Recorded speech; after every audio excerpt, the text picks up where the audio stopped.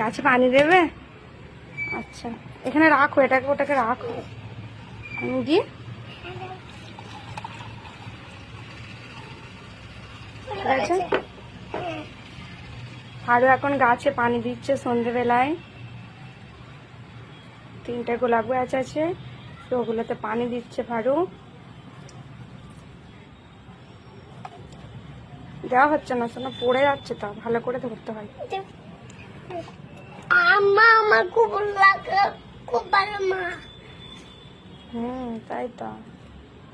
রোজ মানে কি বলো তো? রোজ মানে গোলাপ গাছ। গোলাপ গাছ নয়, গোলাপ।